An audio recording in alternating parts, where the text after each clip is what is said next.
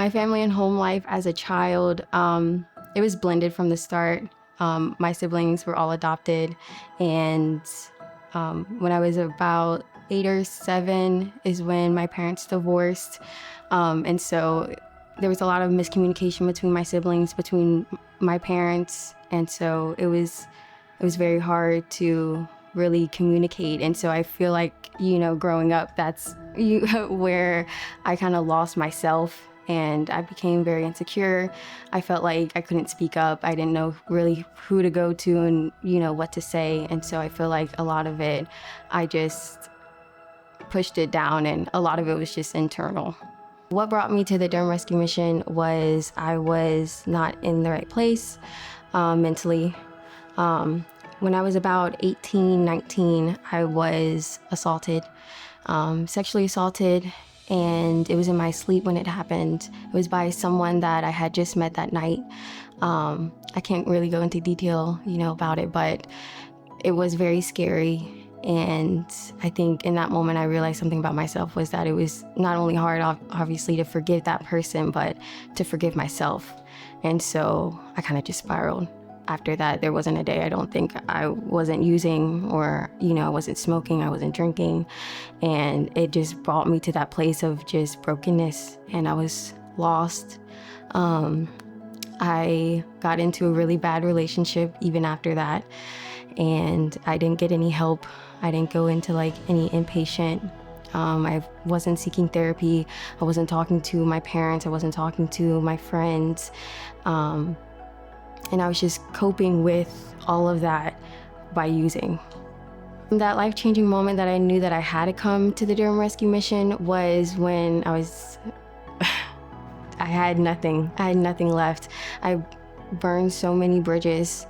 And then I was just lost. And it was really my last option. And so I was in a hotel. I had came up from Louisiana. I was in a hotel for about 2-3 days. And it was my dad, he was like, this is it. There's nothing else that we can do to help you.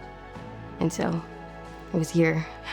I was very surprised of what I found when I arrived, because I don't know, I think, living in a shelter, it's very taboo. You don't hear that ever. You don't hear that in conversations with anybody.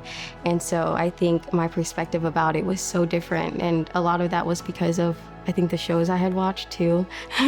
And so it was very, very different.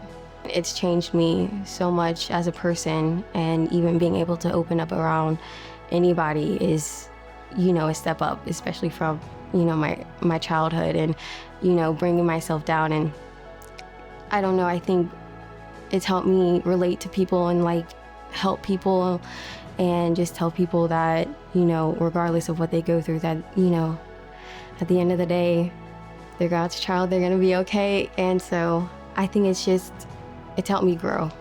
What I found the most beneficial about the Victory program was just how it brought me closer to God. I mean, especially during my teenage years, that's when I walked away from God. I didn't go to church. I didn't, pray. I didn't have God in my life. And so that definitely helped me restoring my relationship with God. And the classes, the modules, even being with the ladies who were, trying to go back to, God, and, the reading the Bible again, it helped me tremendously. If I could speak to our donors, I would just say thank you. I mean, I don't know, I wouldn't be, who I am today without them. They've helped us so much, and I don't even think, I think they don't, I guess, realize, because we don't thank them enough. But I would just, I don't know how many thank you cards I can write in one day for all of them.